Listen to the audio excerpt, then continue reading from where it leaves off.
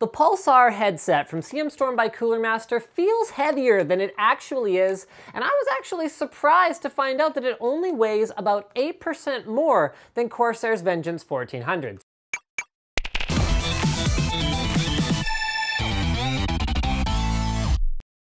Hotspot Shield service makes your internet browsing safer, more secure, and fully private. Click now to learn more. Maybe it's the higher density of the materials used, but the Pulsar feels solidly built, which makes sense because compared to other gaming headsets in this price range, they're a bit physically smaller, and Cooler Master is using a lot of metal in their construction, notably here in the headband and here, as well as here on the side of the ear cups.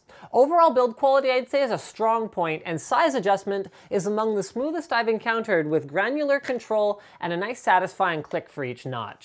The ear cups clamped a little bit too tight for me out of the box, but a redeeming quality is that the smallish ear cups that house the Pulsar's 42mm drivers have very supple pleather covering on them, and the foam on them is nice and thick. As long as you don't have big ears, this should be a very comfortable headset once you break it in.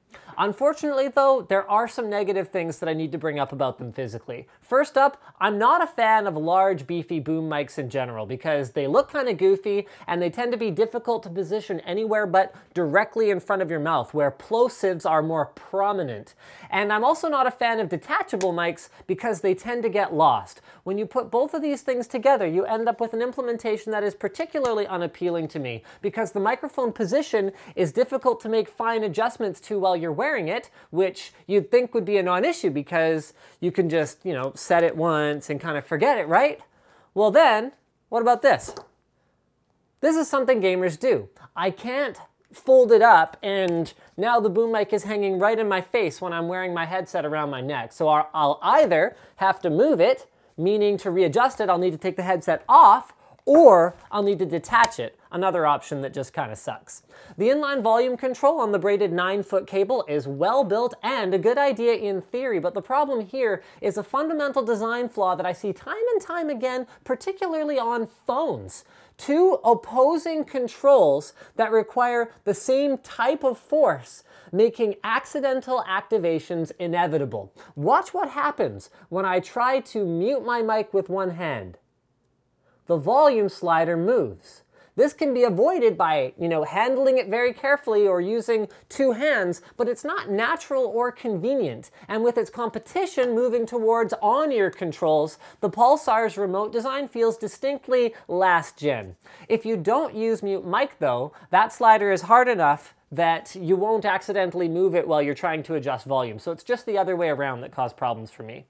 The proprietary connector for the cable into the headphones themselves has a very satisfying snap as you insert it, but I'm still not a big fan of custom connectors on audio gear. I mean, okay. It allows you to have white illumination on the ear cups and the microphone tip that turns off when it's muted, which is cool.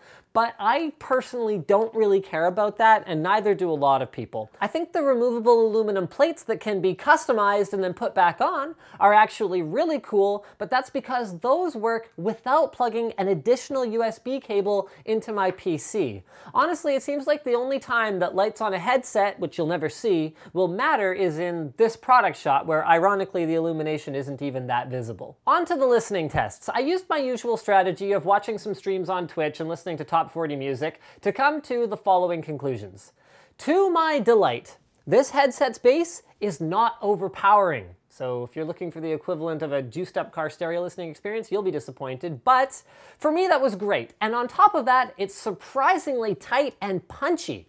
This combined with the Pulsar's strong noise isolation makes for a very immersive gaming experience, with gunfire and explosions and other sound effects being very easy to pinpoint.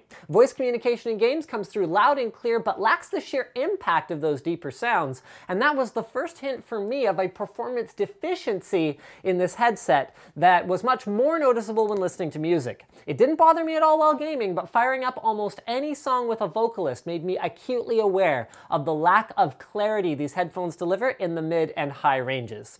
So I guess we'll round out our performance analysis with a microphone listening test. Just so you guys know, I'm recording this on an Asus Thunder FX external sound card. I hope you like it. I guess we'll round out our performance analysis with a microphone listening test. I'm recording this on an Asus Thunder FX external sound card. I hope you like it. Conclusion-wise, this was a fairly simple review for me. The Pulsars are solid and well built, but with their small ear cups and relatively narrow range of headband adjustments, they're not made for folks with giant heads or ears. The microphone ergonomics are really a turn-off for me, but it's not something that everyone will care about, and on a more positive note, they deliver some of the most satisfyingly punchy bass I've ever heard in this price range. And so if you're willing to compromise clarity in the mids and highs for it, then that turns into a recommendation.